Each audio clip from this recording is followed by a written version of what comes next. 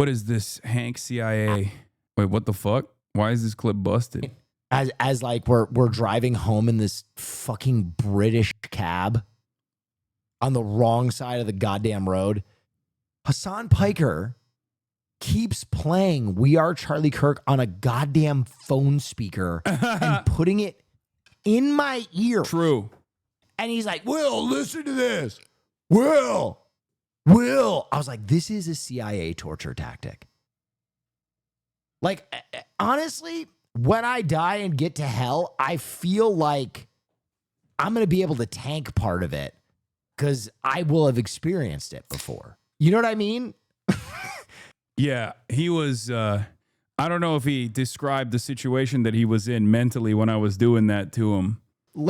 Swimming in nausea on the wrong side of a British cab with We Are Charlie Kirk on a phone speaker being pressed against my head. I don't know why he didn't like that. That's crazy. I thought he would appreciate and enjoy the sounds. Were you drunk? Yeah, I was twisted. Is that how you, yeah, it was in Hong Kong. Is that how you feel when Caroline and Christian are singing? Yes. I thought the soothing sounds of Charlie Kirk and a celebration of Charlie Kirk would actually help him after listening to the best techno in this underground Hong Kong club that we went to. You were fighting back against Kwando. This was your trauma response by latching onto that song. Yes, it's all over TikTok now. What, We Are Charlie Kirk? We are Charlie Kirk. We'll carry the flame. We'll fight for the gospel and honor his name. We are Charlie Kirk. It's true. Damn. She spit. She was spitting. Stavi has a trademark on keeping it twisted. I didn't know that. There's so many vids. We are Charlie Wait. Kirk. We crumble in the flame. A bloody racket. Who the hell is Charlie Kirk? And Kirk was Jesus's brother. It's gone international, mate. Fucking hell. Wait, what did they respond with? Racket. Who the hell is Charlie Kirk? And Kirk was Jesus's brother. It's true. It's true. He was Jesus's brother. Hasan is compromised. You can't actually enjoy this song and be a normal human being. It's a bop, dude. There's a bossa nova remix.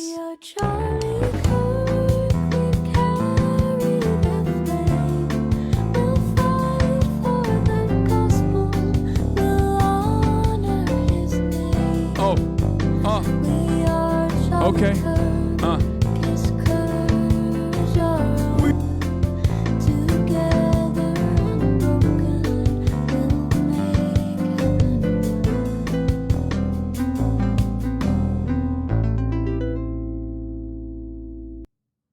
In my mind, I was thinking it's gonna bust in the Kwando, honestly. Like I don't know. I can't be the only one who thought that it was gonna go into a Kwando remix, right? We are Charlie Kirk. We carry the flame. We'll fight for the gospel. We'll honor his name. We are Charlie Kirk. His courage our own. Together unbroken, we'll make heaven known. It's so good. I actually unironically enjoy it. I'm sorry if you guys think that that's fucked up. Is anybody in here? What? Can I sing you a song? Sure. Okay, Going in the bathroom and syncing We Are Charlie Kirk to get over my social anxiety. ready? Here I go. Okay. We are Charlie Kirk. We carry the flame. We'll fight for the gospel. We'll honor his name. We are Charlie Kirk. Yeah, I need a vocal coach. So I can get better at singing, just so I can sing the Charlie Kirk song better. You know what I mean? That's torture. You can't get away. I get the feeling you really wanted that debate to happen now, and that missed opportunity now haunts you. Yes. This one has 1.7 million likes.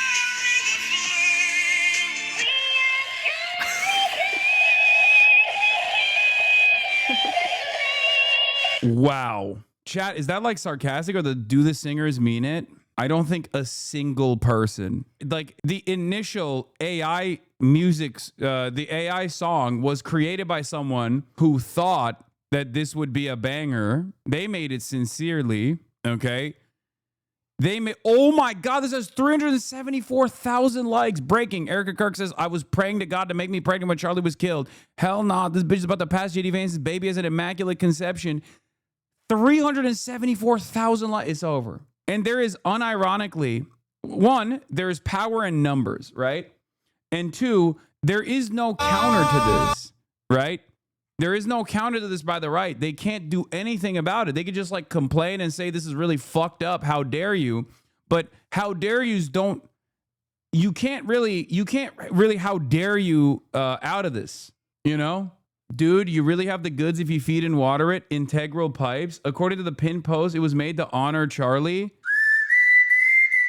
Yeah. This is the Vivo Tunes team stands firmly with Erica Kirk, Charlie's family, the entire Turning Point team, and President Trump's team. Like, yeah, exactly. They made this AI shit thinking that they were honoring his name and honoring the gospel. Okay. And of course, people took it and went crazy mode with it. People took it and were like, "Oh, I'm gonna meme about it." You know, they thought it was a banger, and it was a banger. It's just once something like this gets put out there, it's impossible to control how people receive it. Okay, and especially when it's someone like Charlie Kirk, who immediately after his assassination, his very public assassination, people tried to create this environment of suppression and forced reverence and respect. Remember what I said about like people in the West and the brain rot that we have, where we're like petulant children in many respects, where someone tells you can't push that button, you always push that button extra hard. People responded this way partially because of the aggressive ways in which the administration tried to venerate Charlie Kirk and make people forcibly respect him. It's just never going to work. I think that if they hadn't engaged in this kind of like weird forced compliance around respecting Charlie Kirk, it just never would have, it probably wouldn't have been this aggressive. This backlash wouldn't have been as aggressive. People would have probably said, oh yeah, he fucking sucked my dick. And then everyone would have moved on regardless. And he would have been forgotten, I guess. But they Streisand affected this into a much worse version of events where there is like aggressive pushback. It's also because like ultimately if you're Gen Z, right, and you've seen people from your generation get fucking slaughtered in schools, okay, and you're like, hey, maybe we should dial back on this gun stuff a little bit, and then people including Charlie Kirk are like, well, you know, some of you are gonna die, but that's a sacrifice I'm willing to make so that we can have fucking guns. Yeah, of course people are gonna turn around and be like, well, okay, well, you died at a school shooting, you know? And that's precisely what happened. Reuters reported on the number of people who were fired for Charlie Kirk. At least 600 Americans lost jobs for saying stuff about Charlie Kirk, including 50 academics and university administrators. By contrast, 22 academics fired in 2020, 160 total fired for pro-Palestine views, making the Kirk crackdown the most extreme form of cancel culture so far. Yeah, there it is. You know, one of the tweets that actually took my brain out entirely was when I saw someone call giving a blowjob giving Kirk. That was the maximum. Like, that's when I was like, oh no, like giving neck. That was definitely the most insane version of events. We are Charlie Kirk, we carry the flame. 1.1 million likes on this, bro. It was like a tweet where it was like Trump giving Kirk to Bubba or something. Like it also paired up Donald Trump giving head to Bill Clinton. You know what I mean?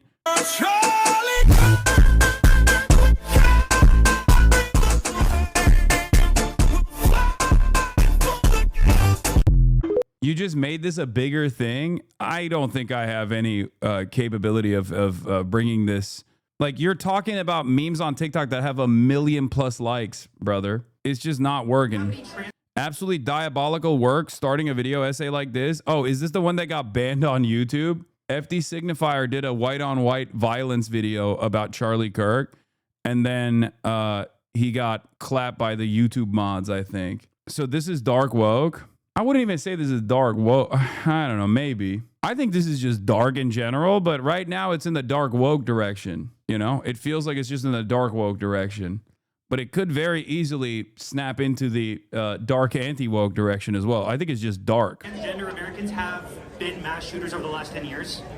Too many. Okay, now 5 is a lot, right? I'm gonna give you some credit. Do you know how many mass shooters there have been in America over This the is last how 10 years? FDsignifier started his video. That is crazy. I edited and yeah, it got clapped. He thinks it's literally a Charlie Kirk fan of the YouTube review system. Counting or not counting gang violence? Great.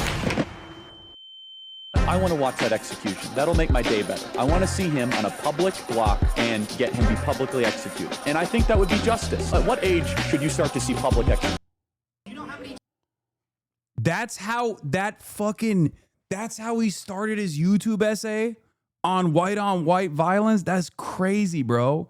Goddamn, Oni, that's a meme audio. Counting or not counting gang violence? Great. Donut operator is a career based on justifying videos of black people dying. What's wrong with this? Not only that, but also I'll explain if you want to understand what like the reason why this is seen as different from the broader audience, or at least like the regulators. I can explain that for you.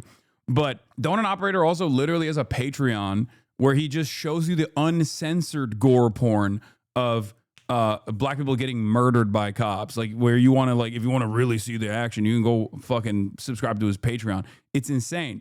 But the difference there, of course, is that he's leaning into pre-existing forms of systematic violence, whereas Charlie Kirk being assassinated is outside of that structure, right? Charlie Kirk didn't get shot and killed, or Charlie Kirk wasn't assassinated by the government. He wasn't killed by well, as far as we know, Charlie Kirk wasn't assassinated by the American government. Okay, why are you promoting pro-assassination nonsense? Dude, stop it. Stop it. Okay, your incapability of understanding my current analysis on the way that people move on from certain issues is not my problem. Okay, you go clip it. Go talk about how Hasan is fucking celebrating Charlie Kirk's assassination or whatever the fuck you want to do. But this is analysis. Okay, please.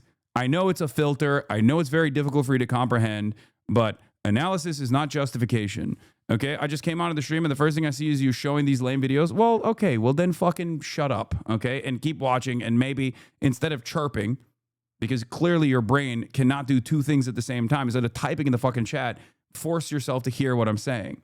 So the reason why a lot of these people can get away with like demanding more police violence against black people, against brown people, is because systematic violence is normalized in the eyes of people, right? The state has a monopoly on violence, and no matter how violent those mechanisms of enforcement can be, no matter how disproportionate and targeted those systematic forms of violence can be, for the broader audiences, for the normies, for the average person, they have a degree of normalcy for that kind of violence, right? They look at that and go, oh, that's just normal. That's just how cops operate. They have to do it. Maybe they go a little heavy-handed with it, but they have to do that nonetheless. Whereas this is a lone actor, right? This is a lone wolf, or this is not a non-state actor as far as we know, right? As far as we know. And that is precisely the reason why when someone talks about it or is coming across as like celebrating it or whatever, then there is a lot of pushback against it, especially from those who are beneficiaries of the structures of violence, or at least have a level of privilege where they don't actually find themselves in the receiving end of said structural violence, or maybe they're oblivious to the types of structural violence that they actually experience, like, you know, poor white people, for example, that think that the current capitalist organization of the economy doesn't actually create a tremendous amount of harm in their lives, as long as they can preoccupy their minds with the kinds of direct forms of violence, systematized violence from police against other groups, black people and brown people. Okay? That's it, though. That's the reason why one side can get away with saying these sorts of things. This is a dynamic that I actually explain when talking about Charlie Kirk in the immediate aftermath of his assassination. where I kept repeating to people over and over again that like Charlie Kirk can say violent things without actually making it seem as though he's an advocate for unimaginable forms of violence, because he's leaning into the pre-existing forms of violence that the state dishes out. For Americans, it is not seen as violent when the average American says, "Oh, we should bomb Iran right now," even though that is unimaginably violent. That is advocacy for a form of violence that is far more consequential than like one person killing another person. Let's be real. You are literally saying the state should go and assassinate people thousands of miles away, 200, 300 people at a fucking time. Babies, children, doctors, nurses, teachers, academics, right? It's the falsely attributed to Stalin quote, which is like a million deaths, one death is a tragedy, a million deaths is a statistic.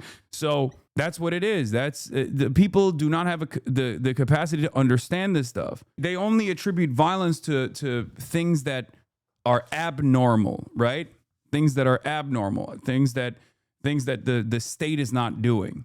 There's also obviously the social murder concept that we've talked about quite a bit.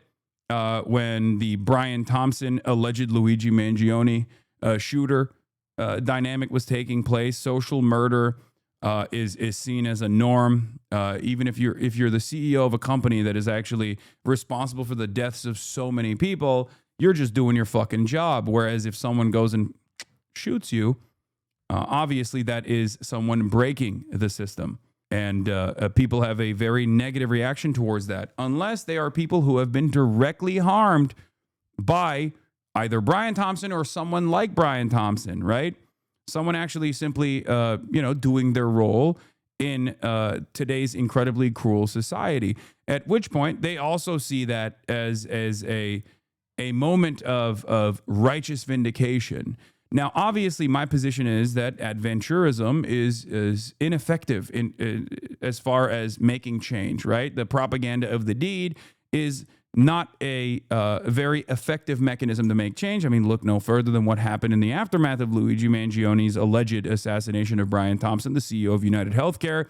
There hasn't really been a lot of change in the direction of more healthcare. If anything, there's been less healthcare in the hands of the Republican government. That was a big deal for the fucking government shutdown that just took place, right? They are cutting the pre-existing ACA subsidies and making healthcare premiums skyrocket in this fucking country. The only way to enact change is with steadfast organizing, okay, is by creating mechanisms of pressure, mechanisms of pushback. That's just the only way that you can do it. You have to organize the working class, okay? That's how you do it. No disrespect to the anarchists who do a lot of mutual aid and direct action, but that is the reality. Should the working class organize themselves or be organized by capital owners? What do you mean?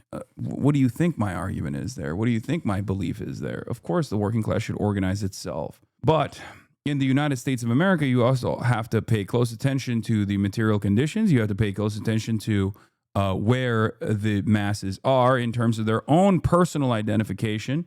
The working class do not see themselves as an exploited proletariat, but instead temporarily embarrassed millionaires and billionaires in this country. And they have no class consciousness. The one class that has actually class consciousness or act out in accordance to their class interests is the capital owners in this country.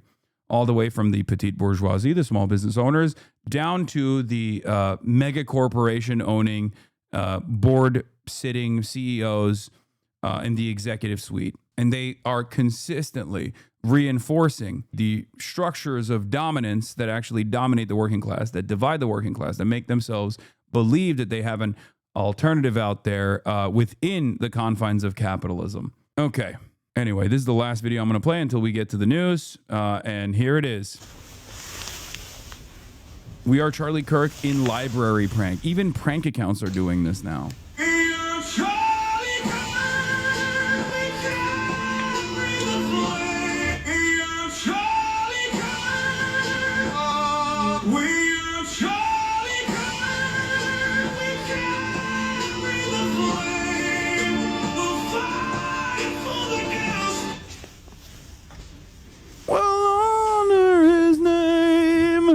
We are Charlie Kirk. This is hard. It's hard not. It's a bop. It's literally a bop. I'm sorry. It's a fucking bop. It's just a bop. It's a bop. Yeah. When you lost the annoying prank bros, it's over. Okay. This might make me a woke skull. Get the hell out of a library. Okay, chat, calm down. If you think that prank is funny, you're literally 12. Well, it seems like there was 1 million plus 12-year-olds that actually like that. And yes, it's on TikTok. So there are plenty of fucking 12-year-olds that are memeing about it. Anyway, it even breached the new YN meme. I don't even understand the new YN meme. POV, you're next to YN who got owned. YN means your name, right? Or something. Like I tried to understand what this fucking meme is. Isn't this like, it means your name, right? No, not Y/N means something different than YN. I know what YN means, dumbasses. Y/N is different. Oh my God, why are you guys fucking arguing with me on this? It's a fanfic thing, okay? YN means young N-word, okay? Y/N, on the other hand, means your name in fanfic, okay? And in this context, they are talking about not young N-word. They're talking about Y/N, which means your name, as in self-inserts in fan fiction. Okay? You're next to your name, who got owned in a college debate and started crying so the 8'9" Alpha Wolf Daddy CEO Schuster debate opponent. It still confuses me though. They were about to take your head clean off. I know. Thank God you are a politics understander, because otherwise your music taste would lead you to be Israeli. Oh no. Oh no, that's crazy. Why are you going to hit me with that? How are you going to hit me with that? It's fucked up. Spiritually Israeli music taste is the most aggro. Anguish. It's the worst thing I've ever gotten called from this chat, dude. That's fucked up.